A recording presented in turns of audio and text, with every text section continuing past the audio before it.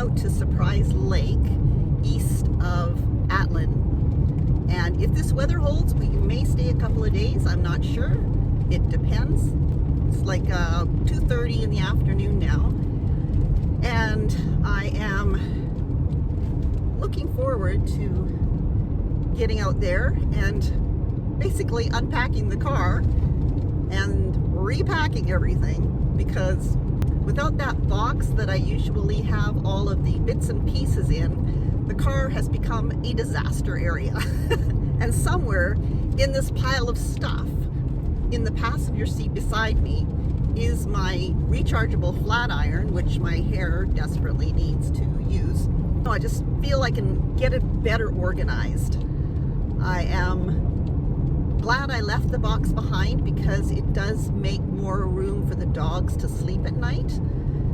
Fred has made his little nest there where the box usually goes, so that's really, really good. He's got a nice little comfy place to sleep there on his bed. Una tends to sleep on my legs. She is a cuddler, and she likes to be on the bed with us no matter how small the bed is.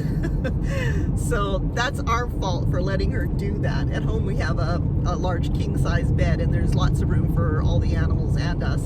Yeah, on the car camping bed it's pretty small, but I'm making do. She's comfortable and she's being good at night. Nights are going pretty good.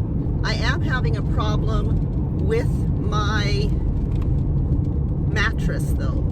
I didn't bring my sofa cushion mattress on this trip.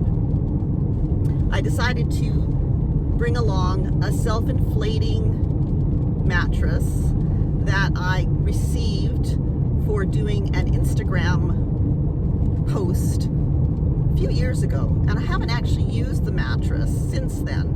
It's a nice thick one. It's like that thick. It's I think a 4-inch mattress, and inflating it at home, it was comfortable. You know, you can let out as much air or put in as much air as you want for however firm you want it.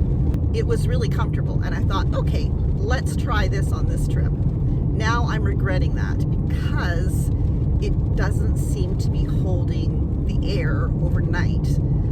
It has the bag that you rolled the mattress up and put into to store it is also what you use to add extra air to the mattress. So you fill the bag up with air, you roll the top down, you plug the bottom of it into the air inlet hole thing, and you squish the air out of the bag into the mattress, and you can make it really firm. So I did that last night, hoping that it would hold the air long enough overnight so that I wouldn't end up with my hip on the bottom, on the bottom of the car, on the floor, and it didn't work.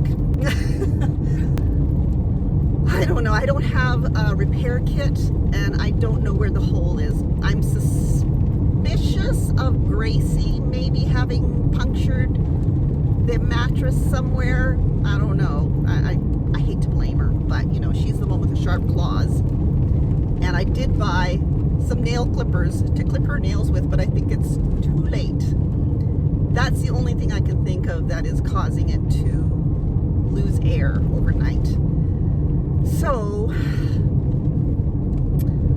I had hoped to find a repair kit or a squishy blanket that I could put underneath the mattress where my hip goes to make it a little more comfortable for when I'm sleeping. I mean, it's okay, but it's hard.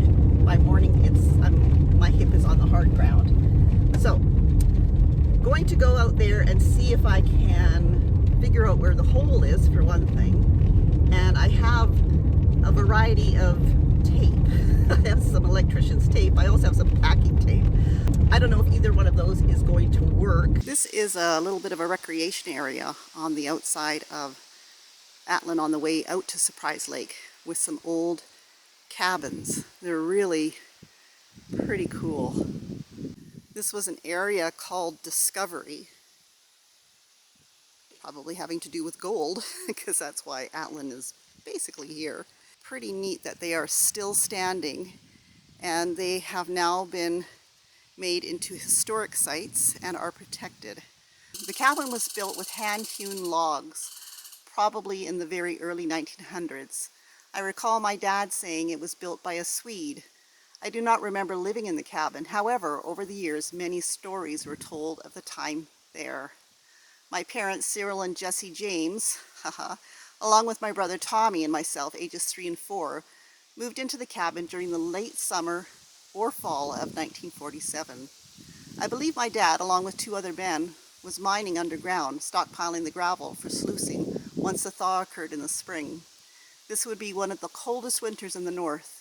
The recorded temperature in Snag, Yukon reached minus 82.6 degrees Fahrenheit, or minus 63 degrees Celsius, which is the coldest temperature ever recorded in Canada. There was no official recording of the cold in Discovery, but it was told that the mercury dropped out of sight, and my family suffered in the cabin with very little insulation. There's a great big rock here behind the cabin. I can just imagine those 2 little boys playing on this rock when it was warm enough to be outside. Well, let's carry on to Surprise Lake.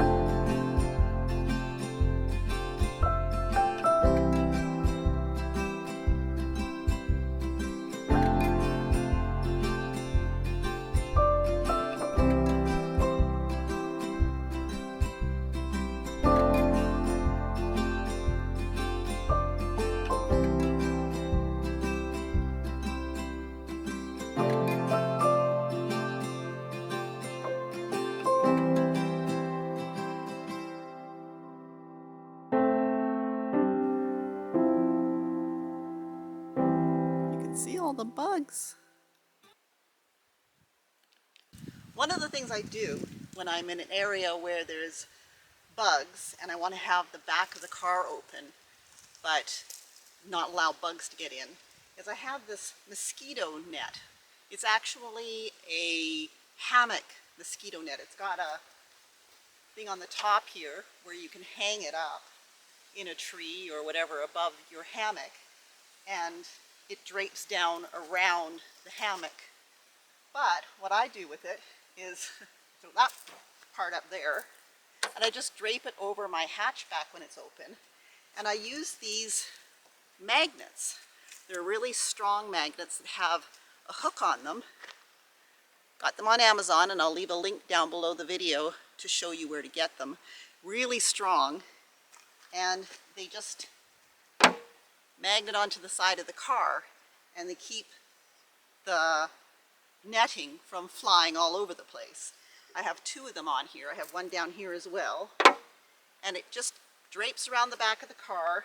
The bottom is open. I mean, I could stuff it in there like that and that would keep it completely covered and not allow any bugs to get in. They seem to be pretty good about not actually flying up underneath the net. Also this way, Gracie can get in and out of the car on her leash without me having to have side doors open or anything. She likes to be able to be out on her leash, but she also likes to be able to get back in the car when she gets a little bit scared.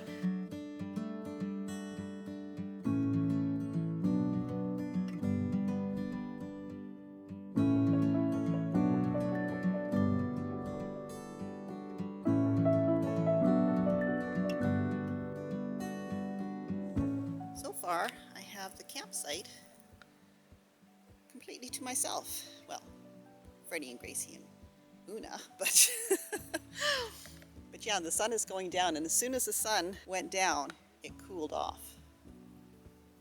There's this campsite right in the middle here, and then there's another one right over here, but it was in the shade and I wanted to be in the sun. And then up the road there, which is right there, it goes up and there is another campsite up the top of the hill there.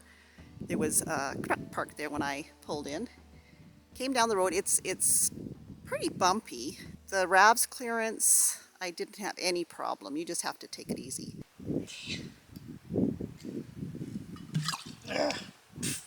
Spilled all over myself. I smell like a wino. So what I'm going to make tonight is nothing very exciting. I did pick up some garlic naan breads in Atlin at the little grocery store there. So I'm going to put these in my Ridge Monkey, my poor broken Ridge Monkey with the missing one handle. And I'm going to fry it up in some ghee, and then I have some jalapeno jack cheese slices that I'm going to put on top. So I think that'll be quite tasty, and then I'll probably have an apple later, just for those of you who are thinking, where's your vegetables? But so, oh, they smell good. I love ghee. I love lots of ghee. It is a non-stick surface in these Ridge Monkeys, but it doesn't give you a buttery taste. So the naan bread is too big to fit inside this little square pan, so I'm just going to tear them in half. Yeah, just close it up a little bit. Have some wine. Let's just check on this. Oh my goodness, that looks good.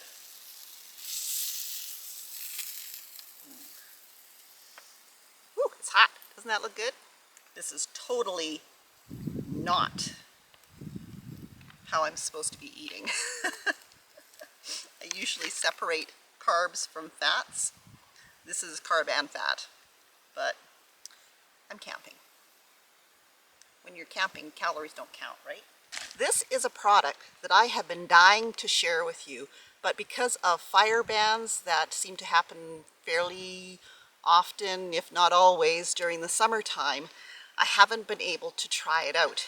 It's from a company called East Oak, and it's a tabletop fire pit. And we're going to try it out now.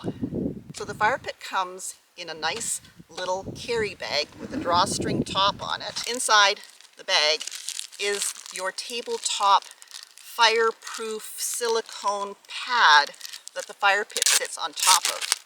You can see it's wobbly. It's made out of silicone, and it also says East Oak on the pad. And this is the fire pit, and it's in several different pieces, so I'm going to show you each piece. This is the base that the whole thing sits in. You can see there's openings down on the bottom, and this sits on top of the silicone pad. This is the body of the fire pit. You can see inside. I haven't used it yet. There are openings all the way around the bottom here, and that's the part that goes into the stand here. And also the sides are hollow, so the air, it's hard to show you in this, but the air goes into the wall at the bottom here after coming through these slots. And then at the top there are little openings as well. This part here is called the burning disc, and it goes in the bottom of the stove. And then this part here, the central air inlet column, sits on top of that little handle, and it has little slots that it fits into. This part goes on the top, and it's called the flame ring.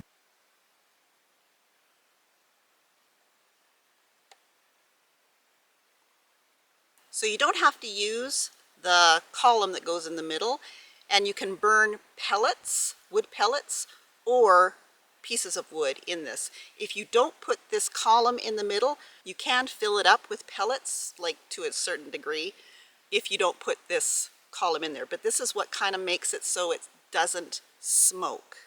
So we're going to try it out with this in it. I don't have any pellets with me. They're the kind of pellets that you would use in a pellet stove or cat litter. So I looked around on the ground and I found some little pieces of wood that are already basically the right size. And I also brought some paper with me. So we're going to try lighting this with wood. I also went and collected some dry branches from a willow tree. They're not on the ground, so they are pretty dry. So I'm going to start the fire with these. First, I'm going to break off all of the smaller branches and collect them into a little pile in the bottom. The instructions say to put your fire starter, and it looks like they're using those barbecue blocks of fire starter, but I'm just going to be using paper. So I'm putting that in the bottom first. So I'm going to add these little sticks in here. The wood that's going to go in here has got to be pretty small, so you're not going to be bringing big chunks of firewood with you. Now, I wish I had a barbecue lighter to light this with, but the paper is sticking up far enough that I can actually light it. So let's try this out.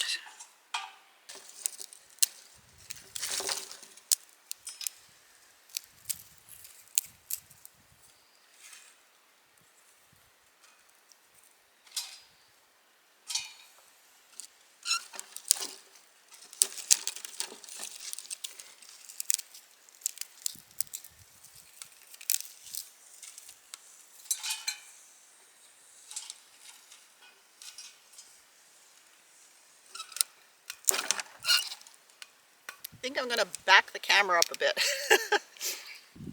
I'm going to start adding a few bigger pieces of wood now, but I'm going to also put that fire ring back on.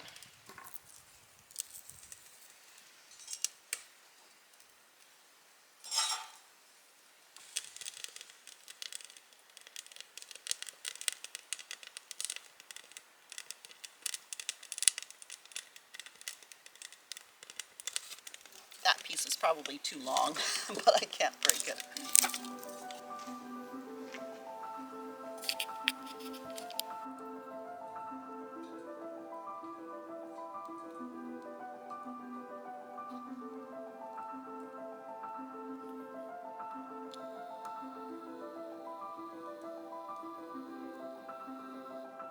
The owner's instructions, which explains everything about how it works. I'm not going to go into all that detail. I'm really quite tickled with this. I think this is a really neat little thing, and because it's so small and compact, I can take it in the car with me. I do have a propane fire pit that I can hook up to Honey or to our trailer or to any propane bottle. I think I've only used it a couple of times.